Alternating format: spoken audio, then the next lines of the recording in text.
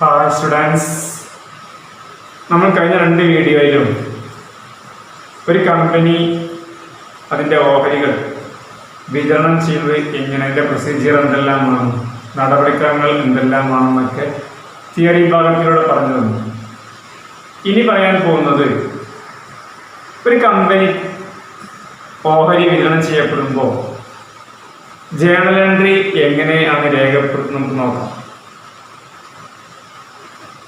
Journal entries നമ്മൾ പറഞ്ഞു 5 procedure ഉള്ളത്. ഒന്ന് പ്രോസ്പെക്ടസ് വിതരണം ചെയ്യുക, application, allotment, first call, second call, അങ്ങനെ 5 പ്രൊസീജിയർ പറഞ്ഞിട്ടുണ്ടല്ലോ. അതിൽ ഒന്നാമത്തെ വിഭാഗമാണ് ഒന്നാമത്തെ സ്റ്റെപ്പ് പ്രോസ്പെക്ടസ് വിതരണം ചെയ്യണം. ഈ പ്രോസ്പെക്ടസ് വിതരണം ചെയ്യപ്പെടുമ്പോൾ ജേണൽ എൻട്രിയുടെ ആവശ്യമില്ല. പിന്നെ വരുന്ന 4 പ്രൊസീജിയറിനും 2 വീതം ജേണൽ എൻട്രിയാണ് പാസ് ചെയ്യപ്പെടുന്നത്. ഒന്നാമത്തെ പ്രോസ്പെക്ടസിന്റെ സമയത്ത് ജേണൽ എൻട്രി ഇല്ല, അപ്ലിക്കേഷനിൽ 2 ജേണൽ എൻട്രി, അലോട്ട്മെന്റിൽ 2 ജേണൽ എൻട്രി, ഫസ്റ്റ് കോളിൽ 2 ജേണൽ എൻട്രി, സെക്കൻഡ് കോളിലും 2 ജേണൽ എൻട്രി. ഇങ്ങനെ അടിസ്ഥാനമായി പഠിക്കുകയാണത് 8 ജേണൽ എൻട്രീസ്. അതിൽ അപ്ലിക്കേഷൻ സമയത്ത് നമ്മൾ ആദ്യം പരസ്യം കൊടുത്തു, പ്രോസ്പെക്ടസ് ഇറക്കി കഴിഞ്ഞാൽ താല്പര്യമുള്ള ആളുകൾ അപ്ലിക്കേഷൻ തരും. അതിൻ്റെ കൂടെ നമ്മൾ അപ്ലിക്കേഷൻ മണി ഈടാക്കും. ആ സമയത്ത് നമ്മൾ നമ്മുടെ അക്കൗണ്ടിൽ bank account debtor to share application എന്നെഴുതും. First journal bank account debtor to share application, narration എഴുതണം, അപ്ലിക്കേഷൻ റിസീവ്ഡ് എന്ന്, അപ്ലിക്കേഷൻ റിസീവ്ഡ്. അപ്പൊ ഫസ്റ്റ് നമുക്ക് അപ്ലിക്കേഷൻ മണി കിട്ടുന്ന സമയത്ത് bank account debtor to share application എന്ന് എഴുതും, narration application received.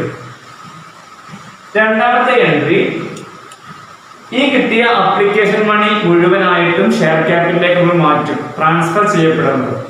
Application money transfer to share capital. ഈ സമയത്ത് share application account debtor, share application account debtor to share capital എന്നാണ്. അങ്ങനെ share application account debtor to share capital. 2 അപ്ലിക്കേഷനിൽ 2 journal കഴിഞ്ഞു. ഒന്ന് പൈസ കിട്ടി, 2 അത് മുഴുവനായിട്ട് നമ്മൾ ഷെയർ ക്യാപിറ്റലിലേക്ക് മാറ്റി. ഇനിയുള്ള 3 ഘട്ടങ്ങളിലും ആദ്യം ഷെയർ ക്യാപിറ്റലിലേക്ക് മാറ്റണം, എന്നിട്ട് വേണം പൈസ കിട്ടുള്ളൂ. അപ്പൊ പഠിക്കാൻ സുഖമാണ്. ഒന്നാമത്തെ ഘട്ടത്തിൽ ആദ്യം പൈസ കിട്ടും, പിന്നെ ഷെയർ ക്യാപിറ്റലിലേക്ക് മാറ്റി. എന്നാൽ അലോട്ട്മെന്റ് മുതൽ സെക്കൻഡ് കോൾ വരെയുള്ള സമയങ്ങളിൽ ആദ്യം ഷെയർ ക്യാപിറ്റലിലേക്ക് മാറ്റുന്നു, പിന്നെ പൈസ കിട്ടുന്നു. അപ്പോൾ അലോട്ട്മെന്റ് സമയത്ത് share allotment account debtor to share capital എന്ന് ആദ്യം, share allotment account debtor to share capital, narration allotment due കിട്ടാനാവുന്നു. പിന്നീട് ആ പൈസ നമ്മൾ ചെയ്യും, ഷെയർ ക്യാപിറ്റലിലേക്കും അലോട്ട്മെന്റിലേക്ക് കിട്ടും. ഈ സമയത്ത് bank account debtor to share allotment. അപ്പൊ ഈ 2 ഘട്ടം പഠിച്ചപ്പോൾ നമുക്ക് 3ാമത്തെ ഘട്ടം ഓട്ടോമാറ്റിക് വരും. എങ്ങനെ? Share first call account debtor to share capital, പൈസ കിട്ടുമ്പോ bank account debtor to share first call. Second കോളിലോ share second call account debtor to share capital, പൈസ കിട്ടുമ്പോ bank account debtor to share second call, narrations second call received. അപ്പൊ ഓരോ ഘട്ടങ്ങളിലും മനസ്സിലാക്കാനുള്ളത് നമുക്ക് ഇത്രയാണ്. ഓരോ ഘട്ടങ്ങളിലും ഈ 2 ജേണൽ എൻട്രി വീതമാണ് പഠിക്കാനുള്ളത്. ഒന്ന് പൈസ കിട്ടുമ്പോ ബാങ്ക് അപ്ലിക്കേഷൻ കിട്ടുമ്പോ അതിന്റെ കൂടെ ഷെയർ ക്യാപിറ്റലിലേക്ക് മാറ്റും. പിന്നെ അലോട്ട്മെന്റിൽ ആദ്യം ഷെയർ ക്യാപിറ്റലിലേക്ക് മാറ്റിയിട്ട് നമുക്ക് പൈസ കിട്ടും. ഫസ്റ്റ് കോളിൽ ഷെയർ ക്യാപിറ്റലിലേക്ക് മാറ്റിയതിന് പൈസ കിട്ടും. സെക്കൻഡ് കോളില് നമ്മൾ ആദ്യം മാറ്റുന്നു ഷെയർ ക്യാപിറ്റലിലേക്ക്, പിന്നെ നമുക്ക് പൈസ കിട്ടും. ഇങ്ങനെ 8 ജേണൽ എൻട്രി ആണ് അടിസ്ഥാനമായി പഠിക്കുവാനുള്ളത്. ഒരു എക്സാമ്പിൾ നമ്മൾ ചെയ്ത് നോക്കാം എങ്ങനെയാണുള്ളത്. ഉദാഹരണം, റോയൽ ലിമിറ്റഡ്, ഒരു company royal limited issued 30,000 shares of ₹10 each, payable as follows. Royal company 30,000 share 10 രൂപന്റെ 30,000 ഓഹരികൾ പൊതുജനങ്ങൾക്ക് വേണ്ടി വിതരണം ചെയ്യാൻ വേണ്ടി തീരുമാനിക്കുന്നു. അതിന്റെ എമൗണ്ട് കളക്ട് ചെയ്യപ്പെടുന്നത് 4 ഘട്ടങ്ങളായിട്ടാണ്. അപ്ലിക്കേഷന്റെ കൂടെ 3 രൂപ, അലോട്ട്മെന്റ് സമയത്ത് 4 രൂപ, ഫസ്റ്റ് കോളിൽ 2 രൂപ, സെക്കൻഡ് കോളിൽ 1 രൂപ. ഇങ്ങനെ 4 ഘട്ടങ്ങളായിട്ടാണ് 10 രൂപ വാങ്ങുന്നത് എന്ന് തീരുമാനിച്ചിട്ടുണ്ട്. എല്ലാ ഷെയറുകളും ജനങ്ങൾ all shares are subscribed and amount received. എല്ലാ പൈസ ഓഹരികളും ജനങ്ങൾ സ്വീകരിക്കുകയും അതിനുള്ള എമൗണ്ട് എല്ലാവരും അടയ്ക്കുകയും ചെയ്തു എങ്കിൽ ജേണൽ എൻട്രി എഴുതുക എന്നാണ്. ഇത് എങ്ങനെ എഴുതാമെന്നാണ് ഇവിടെ കാണിക്കുന്നത്. ഫസ്റ്റ് നമ്മൾ ഇതുപോലെ bank account debtor to share application എന്ന് എഴുതും. അപ്ലിക്കേഷൻ കിട്ടുമ്പോൾ അത് 30,000 ഷെയർ ആണ് നമ്മൾ വിതരണം ചെയ്യപ്പെടുന്നത്. അപ്ലിക്കേഷന്റെ കൂടെ 3 രൂപയാണ് വാങ്ങുന്നത്.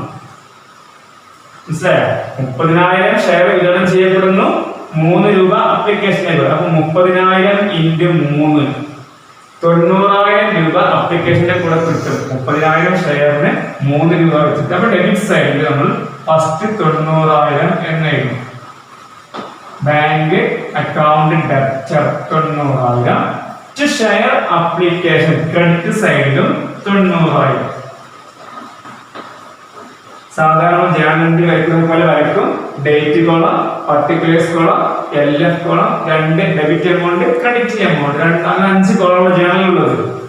അതിൽ ഫസ്റ്റ് എൻട്രി നമ്മൾ പോസ്റ്റ് ചെയ്തു. Bank account debtor to share application, അതിന്റെ എമൗണ്ട് 90,000 എന്ന് എഴുതി. രണ്ടാമത്തെ എൻട്രി അത് മുഴുവൻ ഷെയർ ക്യാപിറ്റലിലേക്ക് മാറ്റാൻ വേണ്ടി പോവുകയാണ്. ഈ സമയത്ത് share application account debtor to share capital എന്ന് എഴുതും. Share application account debtor to share capital എന്നാണ് എഴുതേണ്ടത്. ഇതിന്റെ എമൗണ്ട് സെയിം എമൗണ്ട് ആണ് 90,000.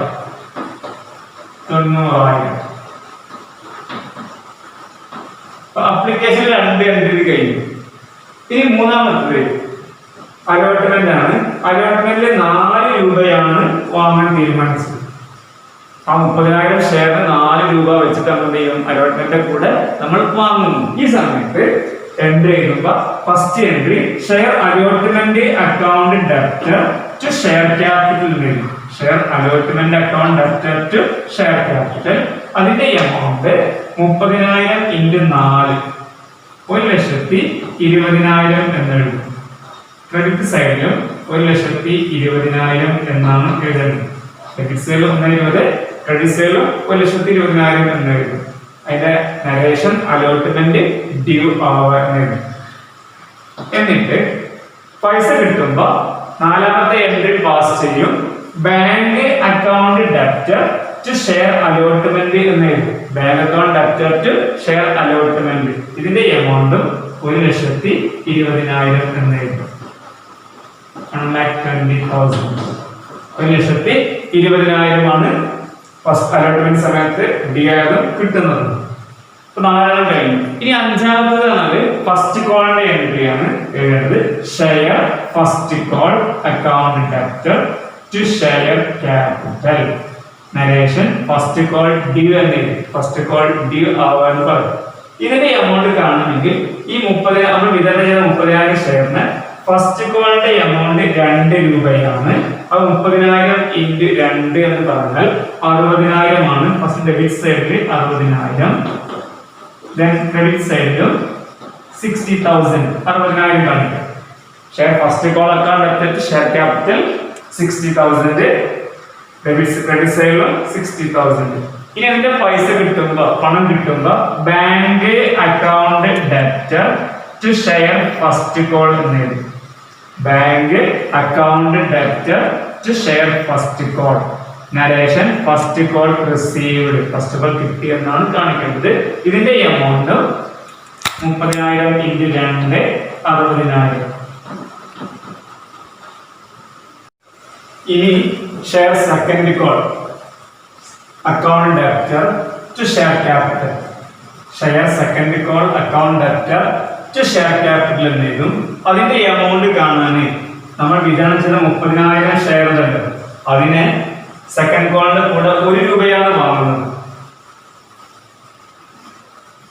അപ്പോൾ 30,000 into 1 30,000 എന്നെഴുതും.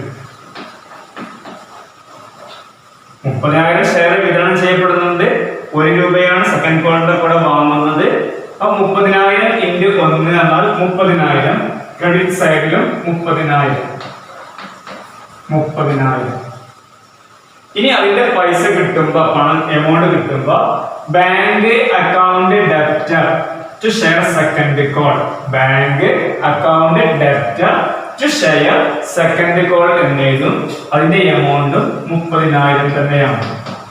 30,000 30,000. Narration second call received എന്നെഴുതും. Second call received. ഇങ്ങനെയാണ് ഉദാഹരണം ചെയ്യാം. അപ്പൊ നമുക്ക് 8 ജേണൽ എൻട്രി ആണ് എഴുതിയത്. അപ്ലിക്കേഷനിൽ 2 എണ്ണം, അലോട്ട്മെന്റിൽ 2 എണ്ണം, ഫസ്റ്റ് കോളിൽ 2 എണ്ണം, സെക്കൻഡ് കോളിൽ 2 എണ്ണം. ഇനി പറയാൻ പോകുന്നത് കാൾസിൻ അരിയർ. കാൾസിൻ അരിയർ എന്ന് പറഞ്ഞാൽ ഏതെങ്കിലും ഷെയർ ഹോൾഡർ ഏതെങ്കിലും എമൗണ്ട് അടക്കാൻ പരാജയപ്പെട്ടാൽ അതിനെ കാൾസിൻ അരിയർ എന്ന് പറയുന്നു. ഏതെങ്കിലും അലോട്ട്മെന്റ് സമയത്ത് ഇപ്പോൾ ഒരാൾ ഷെയർ 100 ഷെയർ വാങ്ങി, ഒരാൾ 100 ഷെയർ വാങ്ങിയിട്ട് അപ്ലിക്കേഷന്റെ കൂടെ അയാൾ പൈസ കൊടുത്തു, അലോട്ട്മെന്റിലും അടച്ചു. എന്നാൽ ഫസ്റ്റ് കോളും സെക്കൻഡ് കോളും അടയ്ക്കാൻ പരാജയപ്പെട്ടു കഴിഞ്ഞാൽ അതിനെ പറയുന്ന പേരാണ് കാൾസിൻ അരിയർ എന്ന് പറയുന്നത്. അടയ്ക്കാൻ പരാജയപ്പെട്ടതിന്റെ പേരാണ് കാൾസിൻ അരിയർ. അങ്ങനെ ഉണ്ടായാൽ കമ്പനി ആ സമയത്ത് ഒരു ജേണൽ എൻട്രി, ഇപ്പൊ അലോട്ട്മെന്റിലാണെങ്കിൽ അലോട്ട്മെന്റ് സമയത്ത് ഒരു ജേണൽ എൻട്രി എഴുതും. ഫസ്റ്റ് കോളിലാണെങ്കിൽ ഫസ്റ്റ് കോളിന്റെ കൂടെ ഒരു ജേണൽ എൻട്രി കൂടി എഴുതും. സെക്കൻഡ് കോളിലാണെങ്കിൽ സെക്കൻഡ് കോളിന്റെ കൂടെ ഒരു ജേണൽ എൻട്രി കൂടി പാസ് ചെയ്യും. അതിനുള്ള എൻട്രിയാണ് calls in arrear account debtor to share first call. First കോളിലാണെങ്കിൽ calls in arrear account debtor to share first call. Second കോളിലാണെങ്കിലോ calls in arrear account debtor to share second call. ഇനി allotment ആണെങ്കിലോ calls in arrear account debtor to share allotment എന്ന്. അപ്പൊ ഏതിന്റെ കൂടെയാണോ അപ്ലിക്കേഷനിൽ ഏതായാലും ഉണ്ടാവില്ല, കാൾസിൻ arrear അടക്കാൻ പരാജയപ്പെടില്ല, കാരണം ആദ്യം അപേക്ഷ തരികയാണ്. അപ്പൊ അതിന് കാൾസിൻ അരിയേഴ്സ് ഉണ്ടാവില്ല. അലോട്ട്മെന്റ് സമയത്ത് അല്ലെങ്കിൽ ഫസ്റ്റ് കോളിൽ അല്ലെങ്കിൽ സെക്കൻഡ് കോളിലാണെങ്കിൽ കാൾസിൻ അരിയർ ഉണ്ടാവുക, അടക്കാൻ പരാജയപ്പെടുക. ആ സമയത്ത് കമ്പനി ഈ ജേണൽ എൻട്രി പാസ് ചെയ്യും. Calls in arrear account debtor to share allotment അല്ലെങ്കിൽ ഫസ്റ്റ് കോൾ അല്ലെങ്കിൽ സെക്കൻഡ് കോൾ എന്ന് എഴുതും. ഇങ്ങനെ കമ്പനി ക്യാൻസൽ അടക്കാൻ പരാജയപ്പെട്ട് കഴിഞ്ഞാൽ കമ്പനിക്ക് അത്രയും ഓഹരികൾ കട്ട് ചെയ്യാൻ, ക്യാൻസൽ ചെയ്യാനുള്ള അവകാശമുണ്ട്. The company has the right to cancel shares. ഏതെങ്കിലും ഷെയർ ഹോൾഡർ അടക്കാൻ പരാജയപ്പെട്ട് കഴിഞ്ഞാൽ കമ്പനിക്ക് അത് കട്ട് ചെയ്യാൻ അവകാശമുണ്ട്, ക്യാൻസൽ ചെയ്യാൻ അവകാശമുണ്ട്. അതിനെയാണ് ഫോർഫീച്ചർ എന്ന് പറയും. ഫോർഫീച്ചർ ഓഫ് ഷെയർ എന്ന് പറയും. ഷെയർ ഫോർഫീച്ചർ മീൻസ് ക്യാൻസലേഷൻ എന്നാണ്. Forfeiture means cancellation. അപ്പൊ ഏതെങ്കിലും ഷെയർ ഹോൾഡർ അലോട്ട്മെന്റ് സമയത്തോ ഫസ്റ്റ് കോളിലോ സെക്കൻഡ് കോളിലോ ഏതെങ്കിലും എമൗണ്ട് അടയ്ക്കാൻ പരാജയപ്പെടുകയാണെങ്കിൽ കമ്പനിക്ക് അത് ക്യാൻസൽ ചെയ്യാനുള്ള അവകാശമുണ്ട്. അതിനെയാണ് ഫോർഫീച്ചർ ഓഫ് ഷെയർ എന്ന് പറയുന്നത്. ഈ സമയത്ത് കമ്പനി മറ്റൊരു ജേണൽ എൻട്രി കൂടി എഴുതണം. Share capital account debtor to share forfeited to share first call to share second call. ഒന്നുകൂടി പറയാം. Share capital account debtor to share forfeited to share first call അല്ലെങ്കിൽ സെക്കൻഡ് കോൾ. അവിടെ ഏതാണ് പരാജയപ്പെട്ടത് അതാണ് എഴുതുന്നത്. അലോട്ട്മെന്റ് അല്ലെങ്കിൽ ഫസ്റ്റ് കോൾ അല്ലെങ്കിൽ സെക്കൻഡ് കോൾ. ഇങ്ങനെ പരാജയപ്പെട്ടതാണ് അടിഭാഗത്ത് എഴുതേണ്ടത്. Share capital account debtor to share forfeited, പിന്നെ അങ്ങോട്ട് അലോട്ട്മെന്റ് അല്ലെങ്കിൽ ഫസ്റ്റ് കോൾ അല്ലെങ്കിൽ സെക്കൻഡ് കോൾ എന്നിങ്ങനെയാണ് എഴുതേണ്ടത്.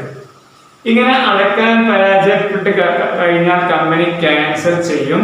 ഇങ്ങനെ ക്യാൻസൽ ചെയ്താല് ഈ ഓഹരി ഉടമസ്ഥന് 2 നഷ്ടങ്ങൾ ഉണ്ടാവും.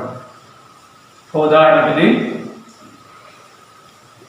വിജയൻ എന്ന ഒരു ഷെയർ ഹോൾഡർ ഒരു ABC ലിമിറ്റഡ് കമ്പനിയിൽ നിന്ന് 500 ഷെയറിന്റെ അപ്ലിക്കേഷന് കൊടുത്തു. 500 ഷെയറിന്റെ അപ്ലിക്കേഷൻ മണി 3 രൂപ അടച്ചു. അലോട്ട്മെന്റ് സമയത്ത് 4 രൂപ വെച്ചിട്ടും അടച്ചു. 500 ഷെയറിന് ആദ്യം അപ്ലിക്കേഷന്റെ കൂടെ 3 രൂപ, അലോട്ട്മെന്റ് സമയത്ത് 4 രൂപ. അങ്ങനെ അദ്ദേഹം 7 രൂപ കമ്പനിക്ക് അടച്ചു കഴിഞ്ഞു. ഫസ്റ്റ് കോൾ അടയ്ക്കാൻ വേണ്ടി ആവശ്യപ്പെട്ട സമയത്ത് ഈ വിജയൻ എന്ന ഈ സുഹൃത്തിന് ഫസ്റ്റ് കോൾ അടയ്ക്കാൻ കഴിഞ്ഞില്ല.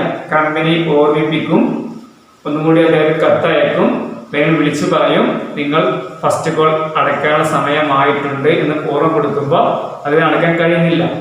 അങ്ങനെ സെക്കൻഡ് കോൾ വന്നു, അവിടെയും അടയ്ക്കാൻ പരാജയപ്പെട്ടു. അങ്ങനെയാണെങ്കിൽ കമ്പനി ആ 500 ഷെയർ ചെയ്യും, ക്യാൻസൽ ആക്കും.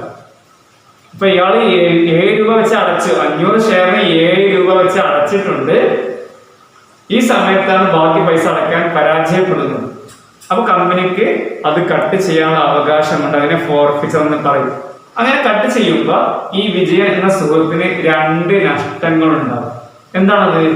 ഒന്നാമതായിട്ട് ഇയാള് ആ ഷെയർ വാങ്ങിയത് മുതൽ ആ കമ്പനിയുടെ ഓണർഷിപ്പ് ഉണ്ട്, ഉടമസ്ഥത അവകാശമുണ്ട്. ഷെയർ ഹോൾഡർ ആയിരുന്നു, കമ്പനിന്റെ മുതലാളി എന്ന പേരിൽ അറിയപ്പെടുന്ന ആളായിരുന്നു.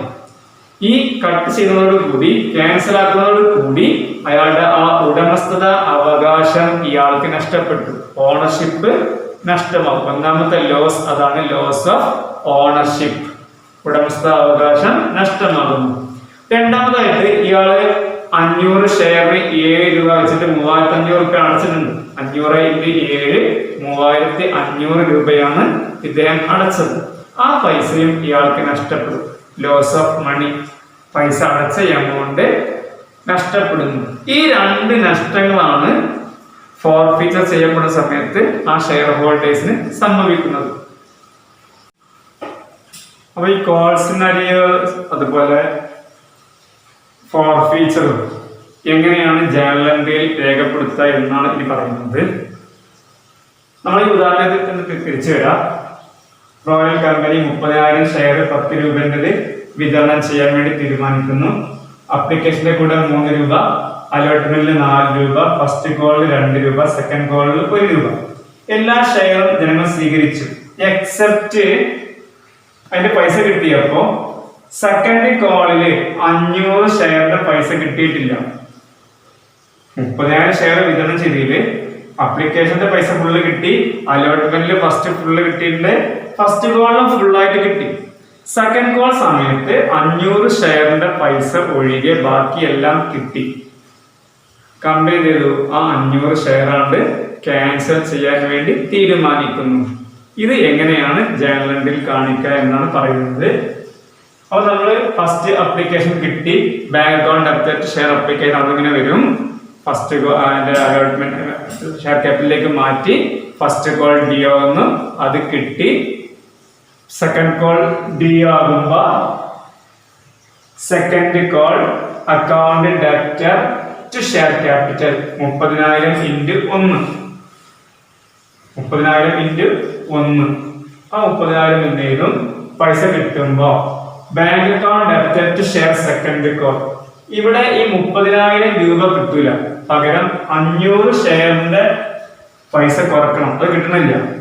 500 ഷെയറിന്റെ 1 രൂപ വെച്ചിട്ട് കിട്ടുന്നില്ല, ബാക്കി പൈസ കിട്ടുള്ളൂ.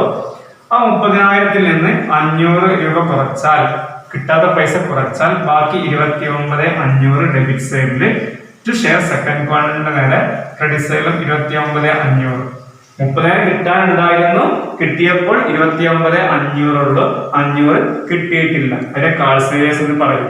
അപ്പൊ നമ്മൾ ആ 500 രൂപ നമ്മൾ വേറെ ജേണൽ എൻട്രി എഴുതും. Calls in arrear account debtor to share second call. Calls in arrear account debtor to share second call എന്ന് എഴുതിയാൽ മതി. അതാണ് 500 രൂപ കാണിക്കുന്നത്, കാൾസിൻ അരിയേഴ്സിന്റെ ജേണൽ എൻട്രി എഴുതിയത്. ഇനി ഈ 500 ഷെയർ കമ്പനി ഫോർഫീറ്റ് ചെയ്യാൻ അഥവാ ക്യാൻസൽ ആക്കാൻ വേണ്ടി തീരുമാനിക്കുന്നു. അപ്പൊ എങ്ങനെയാണ് ജേണൽ എൻട്രി എഴുതുക എന്നാണ് പറയുന്നത്. Share capital account debtor to share forfeited to to share second call എന്ന് എഴുതും. Share capital account debtor to share forfeited to share second call എന്ന് എഴുതുക. അതിന്റെ എമൗണ്ട് എങ്ങനെ കാണിക്കാന്ന് വെച്ചാൽ 500 ഷെയറിന് 10 രൂപ വെച്ചിട്ട് 500 ഇൻറ്റു 10 ആണ് വില. അപ്പൊ 5000 രൂപ വരും. ഷെയർ ക്യാപിറ്റൽ അക്കൗണ്ട് ഡെപ്റ്റർ എന്ന് പറഞ്ഞാല് 500 ഷെയറിന് 10 രൂപ പ്രകാരം 500 ഇൻറ്റു 10 5000 ഡെബിറ്റ്സ് എന്ന് എഴുതുക.